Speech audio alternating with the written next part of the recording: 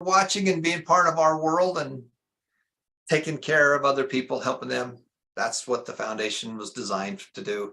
This is your foundation. My wife and I are just the founders of it, but this is your foundation. Use the tools, go out there and make a difference in people's lives. So one of the things that people have asked me is, well, how did you make your money? Well, a lot of it was through real estate. A big portion of that was through real estate.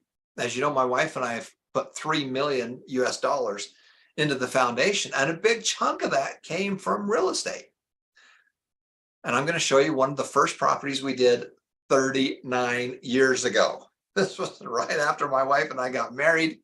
On our first date, I hate to say it, but we actually looked at some real estate on our first date. She's been with me this whole time. Just works together with me. You know, I like to do the big part of the project. She likes to do the detail. And I just want to show you this fun little property that she found the slides literally last night at about midnight, because I was thinking and trying to figure out what it is I really wanted to talk about today. And she found these wonderful little slides. So I'm going to teach you about real estate. And again, this is one of the first ones that she and I did. We were just barely married. This goes back to 1984 and 1985. And all of you can do this. All of you can fix up property. You know, the whole goal is to find a problem and fix it. Everybody should be finding problems. Go find a problem. If you're not finding problems, then, you know, the way that you make more money is to add more value, solve bigger problems, and study successful people, and then do what they do.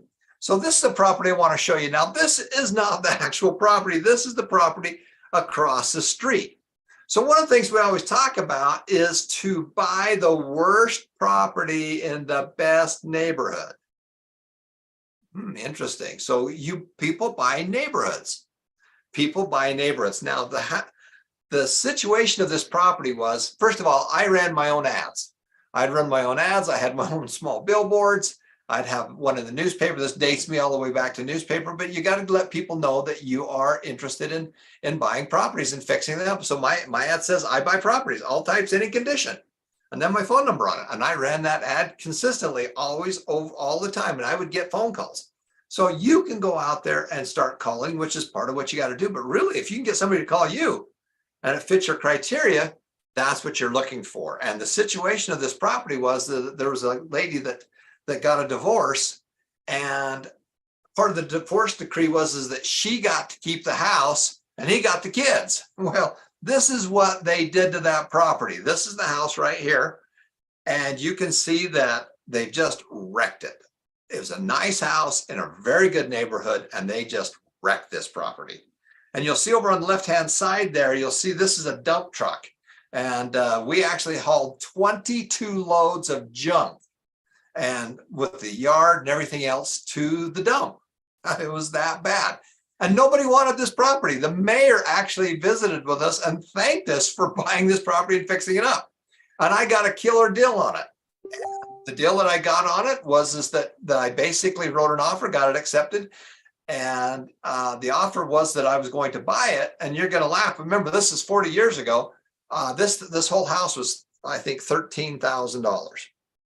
But it was a mess. It was a mess. And the deal was that I gave her a very small down payment, and then I was going to give the rest of it to her in 6 months, because I needed that. I needed my money to go in there to be able to spend to fix it up. So she called me. They got a divorce. She got the house. He got the kids. And this is what the kids did to the house. Okay. You can see that it's older, needed some paint. You can see up on top, you can see the cooler's got some problems, and nobody wanted this property. That's the part of the backyard on this property. And again, I'm not suggesting that you start with something like this, but I'm teaching you the principles behind it. And there's parts that I'm going to have you start with and that make a huge difference. But first of all, paint makes a huge difference in fixing that. Number two, just getting rid of junk, getting rid of crap. So this is the property, that's the backyard. And you can see that they've just made a mess of this property. That's an old refrigerator that's sitting outside. They didn't even haul it off. They just took it outside. And you'll notice this is the carport right here. And you'll notice right there on the right-hand side, a motorcycle. I'll come back to that in just a second. But this is my little wife. You know, we were just barely married, which is an amazing thing. So she's been with me side by side. First little properties we bought, we did them together. And one of the greatest compliments my father-in-law gave us was he says, you guys make a good team. And we truly do. And that's what you want in a marriage. You want a team. And one of the biggest decisions you'll make in your lifetime is who you marry. And are you friends with that person? Can you get along with that person? Or do you work together with that person? Well, that's my little wife, LaDawn, and we've been together for 42 years. We've been married going on almost 40 here, coming up 38, 39, coming right up. And so here we are painting the house. And you can see that she's smiling. She's only smiling because I took the picture of her. But, we had so much work to do on that little property. And here we are painting it. Painting hides a ton of sins. So one of the cheapest things you can do is just go paint a house. Paint the outside of it, paint the inside of it. That makes a huge difference, and clean up the junk. Here we are painting again. And that's what it's starting to look like. You can see the right side of the house is getting there, and then the left side right there. And you'll notice that we're going to do some more stuff on it. And that's what the house looked like when we finished it. And you'll notice that the backyard looks a heck of a lot better too, because we got rid of all the junk. The mayor of this town actually came up to us and thanked us for buying this house and fixing it up. So the mayor thanked us for doing this property. You'll notice that over on the side, just look at all the tumbleweeds and stuff like that. You want to find a good neighborhood with a horrible house. That's the ultimate, because people buy neighborhoods. But you'll notice that there's a motorcycle. There's a motorcycle sitting right there.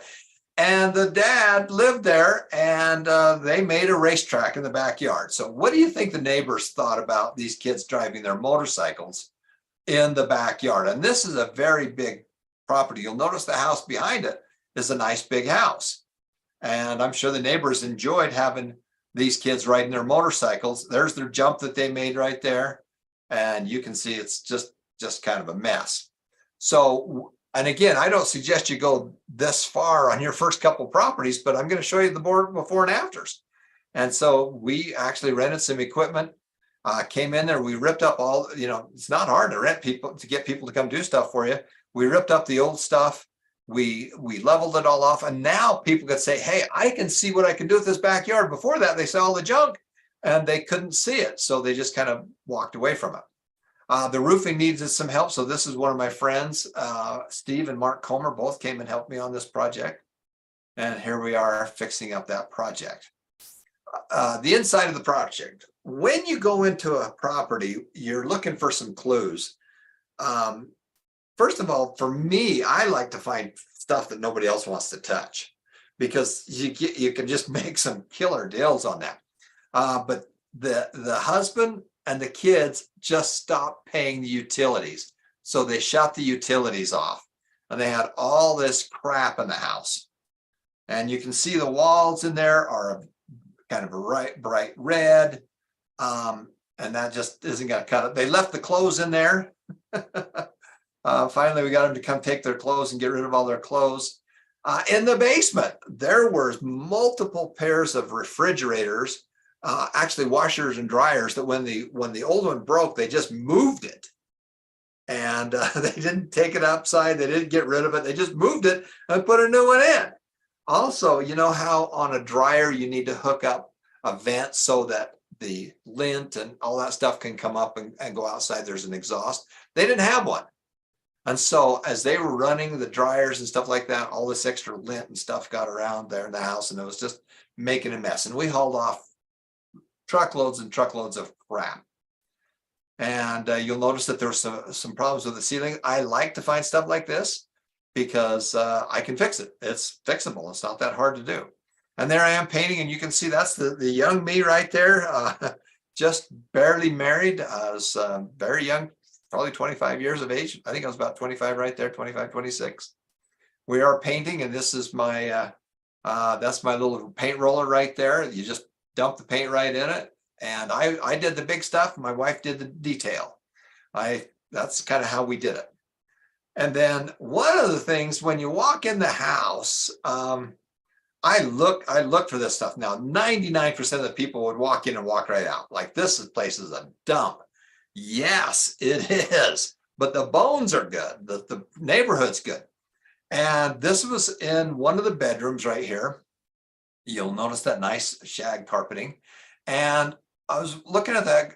And one of the keys is that when you're walking into the house, you start to smell, start smelling. And if it smells bad, that's a good sign. Okay. Find a problem, fix bigger problems. And I noticed that right there, he had a whole case of Playboys, of girly magazines, and that's dog crap that's right there on the floor as well. Now, when they came back to get their junk, he took all the Playboys with him, and I don't know for sure if he took all the clothes or not, but he sure left the dog poop in there. So that's okay with me because I'm going to throw it all out anyway. And there we are ripping that up, and you'll notice right here that in the carpet, you'll notice all those stains. And so what are those stains? Those are animals. They had animals that urinated on the floor. And the problem is that it goes through the carpet, goes right to the pad. And so one of the things you got to do is it's just cheaper just to rip it out and throw it away. But you can see all the stains on there. And I get excited when I see stuff like this, if I can get it for a killer deal. Okay. And there we are laying down some new carpet.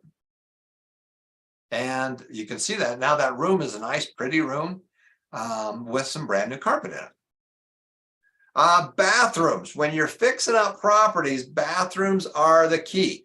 It's crucial that you have a woman on your team.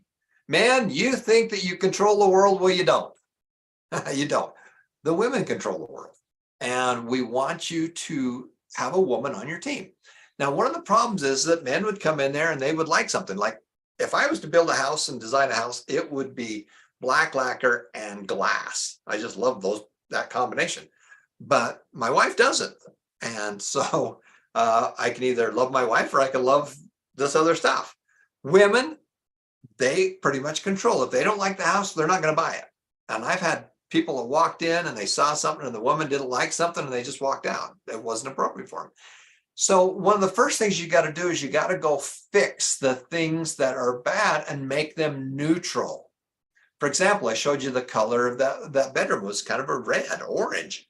Well, what we do is we take it back to neutral, because if somebody walked in and says, that's an ugly wall, I don't like this house, and they walk out.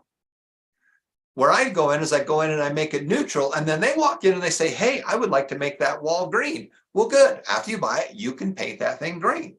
But here we are with the inside the bathroom right here. And you'll notice that they just didn't take care of this property. Now, this is bone surgery. I wouldn't recommend you start with this, but we've done lots of properties, and this is one of them right here. And you'll notice that they just didn't take care of that property. Now, there's the tub right there. That thing is not fixable, and it's old. The furnitures are old. Everything's fixtures old. So we just ripped it all out and started over, because we can make a massive difference with that property. Now, when you do your negotiations with people, where do you do it at? Well, we did it in the bathroom. So this is how they left the toilet right here. So as you're talking to somebody, negotiating with somebody, you do it, in the place that's just a mess because they're not comfortable in there. And I'm just kidding on that. But really, that's what you're looking for. Now, there's been a lot of times where I bought properties that the owner had no idea what kind of what the property looked like, because they'd rented it out or something else happened to it. And so I would take pictures, and especially if it was a foreclosure or a bank-owned property, I'd take pictures. Now, if you go into any house, you can find crap in any house. And so we would take pictures of stuff and then we'd add it to our offer. This is the property we're looking to buy. The reason it's this price is because these are the problems. Mr. Banker, you can go fix the problems yourself, or seller, you can go fix the problems yourself, or I can go fix them. But here's the problems. And you can zoom in on about anything and find really bad stuff. Okay. But this is the after picture right there. So we just ripped it all out. Brand new toilet, brand new tub, new countertops. Everything was just brand new. We just went in there and painted it, ripped the old junk out and put new stuff in. And there's the new tub with its surround. Now, when I got started, I didn't know how to do any of this stuff. And I still don't do, I don't do very much of it. You'll make more money as an investor than you will mowing the lawn. Okay, so a lot of people spend all their time fixing up and doing the lawn and everything else. You should spend most of your time doing the investing part of it. But as you're getting started, you need to do this so you know what's going on. I had a pipe that froze in one of the first houses that my wife and I bought. And so I called the plumber because it was frozen. He came over and fixed it and did some stuff, but he charged me for the first hour. He was only there for 10 or 15 minutes. I says, well, I paid you for an hour. How about if you teach me some stuff? And he was happy to do that. And he taught me about the plumbing. Now, I don't want to go do his job, but I want to understand it. That's the kind of the goal there, is to be able to understand what's going on. And so there's the new tub surround. Let's talk about the kitchen. The kitchen. Oh boy, do I get excited about this. Now, this is after a bunch of the crap was taken out of it, but you can see the cabinets are thrashed, you know, and people you're looking at it and they don't have any idea what you can do with it. This is the kind of stuff that would get me excited. Now, this is what's also amazing is that as you look at this one right here, you see that bucket? There's the bucket right there, and the bucket, there's a leak. Well, sometime that bucket is going to overflow. They just didn't go fix anything. And you'll notice they probably got a bunch of alcohol in there too and other stuff, which isn't helpful. And so sometimes that bucket's going to overflow, which it did. And so down here at the very bottom, you can see that down here that it warped, and water can cause more damage than just about anything. So you got to be careful with that and see where that's gone. But here's the stove. And again, I didn't care what the thing looked like. I was going to throw the whole thing away anyway. We did one property that my wife and I bought, a little duplex, when we just barely got married. And that little property, there was a turkey. There was a turkey that was still sitting in the oven. And I think it was like January or February. And we're guessing that they probably had this turkey, left the extras in there from Thanksgiving, which was in November. So sometimes you can clean the stuff up. If you can clean it up, great, but you can notice that this is house has just been hammered. So here we are. There's my wife and my good friend Steve Comer, and we're starting to rip stuff out. And you'll notice that my wife's got a broom, but my friend Steve's got a hammer.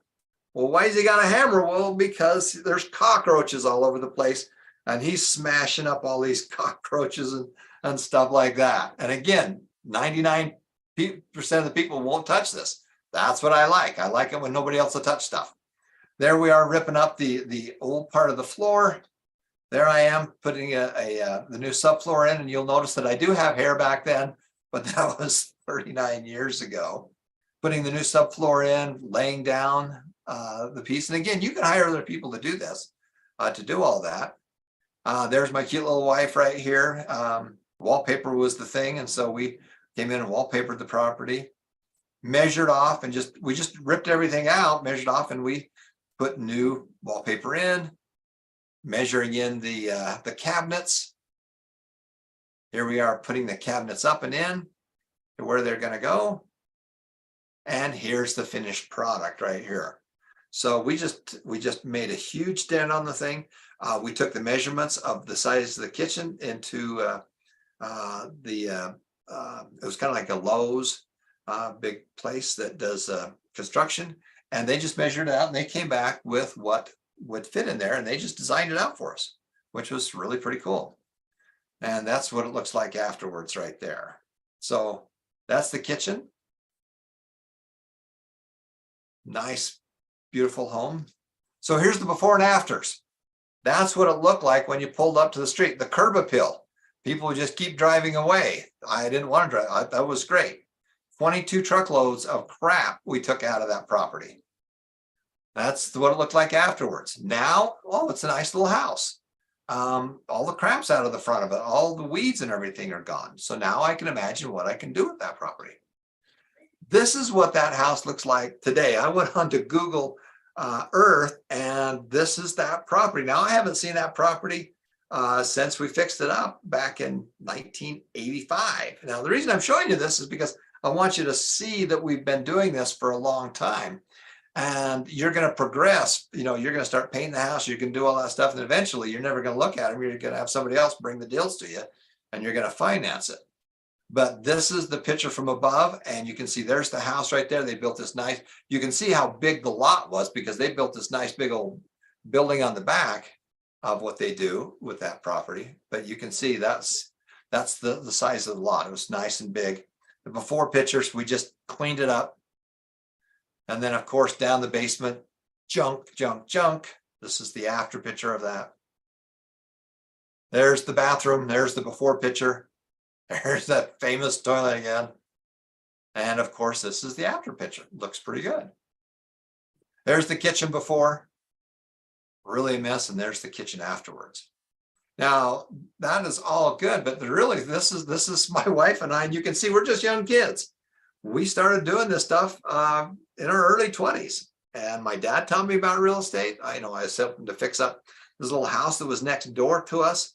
And I asked my dad if I was getting paid. He says, "No, son, get back to work."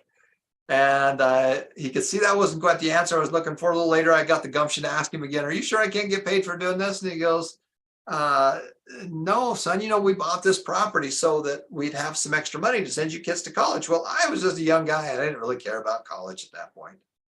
And he said, that wasn't my answer that I was looking for. And he says, "You know what, son, some people make so much money off of their real estate, their small businesses and their investments that they don't have a job. All they do is manage their stuff."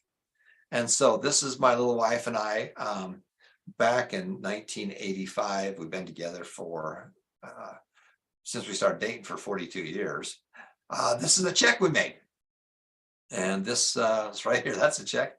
And there's the check right there. And this thing is dated 1985 in May. We got married in October of 84. So you can see we were just newlyweds doing all this. Now that's $34,000, which doesn't sound like a lot, but remember, this is 40 years ago. That house is probably 10 times that. The house is probably 350 grand right now, just with inflation.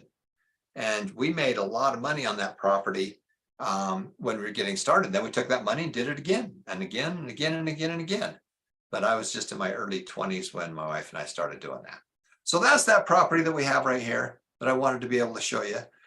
Just talking to you about some of the techniques and strategies of that. When you get started, I don't suggest you go as crazy as we did on that one. Now, remember, the first kind of properties we found, we would go clean up the junk. A lot of times we just get water on the grass. We would clean out the crap. We would haul stuff off. We would make it look better. We would paint the inside. If I had a very limited amount of money, that's what I would start with. One of the techniques we did, and we did it over and over again, is that I found these properties. I wrote an offer and got that offer accepted that I could buy that property for a certain price. And instead of actually buying it, I got an option. An option. Now, what an option is the ability to buy something at a future date for a specific price. Okay, that's an option. And so just like if you took your car to a car dealer and said, "I'm going to let you put my car on your car lot. This is how much money I want for it." They're going to try and sell it. And if they sell it, they're going to pay you what you agreed to, and they get the difference. Bookstores don't own any of that product. Everything's on consignment. Walmart, all that stuff, they don't own that stuff. They just sell it. And when they sell it, they make their profit on it. Amazon, they don't own any of that stuff. They just are the middleman. And so I basically took this house on consignment. So I didn't have a down payment. I didn't have anything, but I had a specific price and I had a very long runway that I could fix it up. And I would go in there, and instead of paying a mortgage payment, I took the money and put it into fixing the property up. And again, paint, powder, very, very, very good way to start.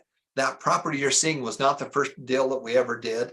And so we did multiples of those. And then what I did was then I had the ability to start showing it off. So as soon as I got the consignment or the option, I had quite a few long runway. Usually I tried to get up to 6 months.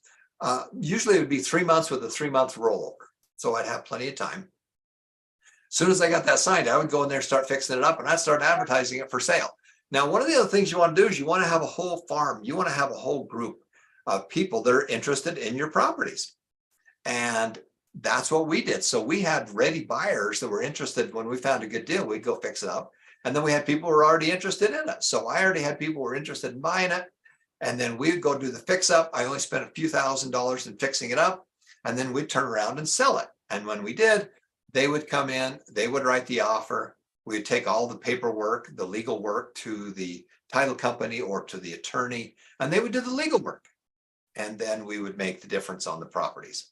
So we've done that multiple times. We've done that lots of times. And real estate is how we funded this foundation. We started out by buying a little 4-unit building. Oh gosh, almost 30. Well, I bought it before I was even married. And so that we've had that property for we had that property for 38 years before we donated it to the foundation. We bought all kinds of 4-unit buildings, 8-unit buildings, commercial properties, all kinds of stuff. But it started out with one little property. And one little property, the first little property I ever bought, I failed on it. I got the rights to buy it. We locked in a price. And then I went in there and did the fix up.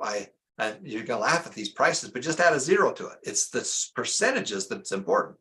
But I had the right to be able to buy this little property for $20,000. And I don't care if it's $200,000. It's actually better if you're in a more expensive place. And I got an appraisal on it for $35,000 when we did a little bit of fix up to it. So I was buying it for 20, and it was worth 35 to 38. And again, people just didn't know what it was worth. They didn't really care. They had moved out. They had moved on. And my wife and I, girlfriend at the time, actually went in there and painted it up. And one of the mistakes I had made is that when I went to get financing on it, the bathroom was connected to the kitchen. And these people who were doing that mortgage, they weren't allowed to do that. They were selling it off to a different organization, and that was just one of the rules. And I panicked. I just panicked, and I gave the property back to the guy, and he went around and sold it again to somebody else and made the money. I already fixed up his house. And so, yeah, it cost me a little bit of money, and I learned a lot.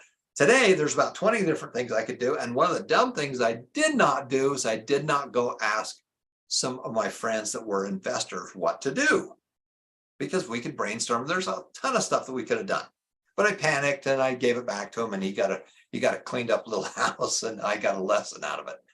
But I still believed it was possible because I had gone through the Nothing Down seminar, which is some of the materials you got from Robert Allen.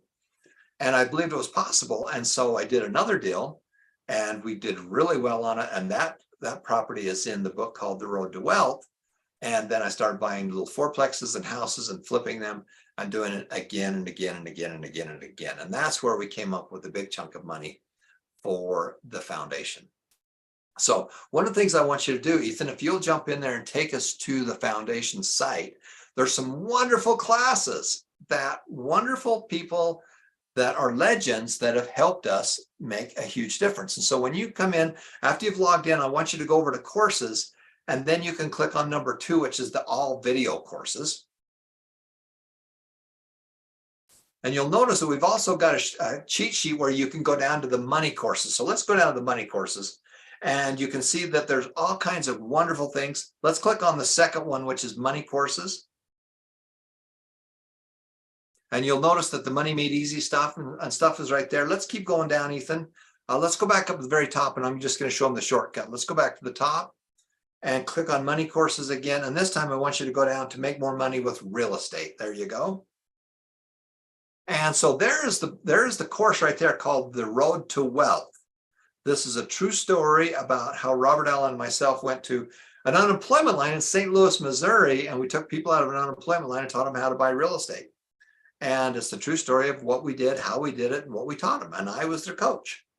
And so that's a wonderful product that Robert Allen's let us take. The Real Estate Launch is another great product that Bob's done. The How to Wake Up the Financial Genius Inside You was the first book I ever read on real estate.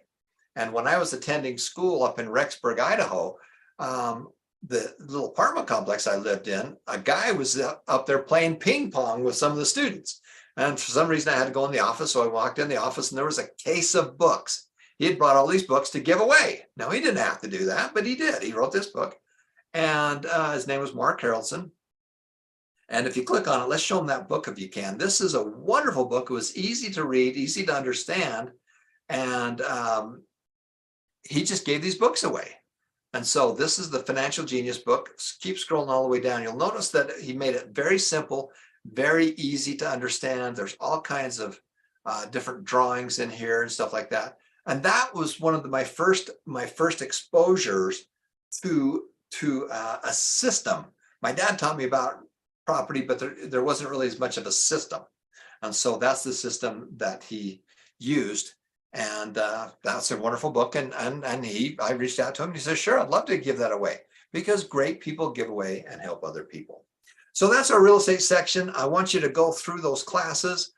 When you go through the 5 Steps to Financial Freedom, which is one of my courses, there's a whole section on real estate. But those are the great ones that I want you to jump into. And real estate is part of what you're going to do. You're going to have a place to live. So you might as well learn how to do real estate as well. And remember, real estate it can be an income producing asset. You can make money with that. You can make money with anything.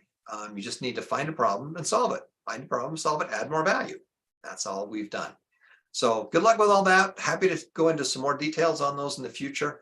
But we're going to say goodbye to our friends from around the world. We're going to come right back and we're going to do another section and we'll go from there. Thanks, everybody.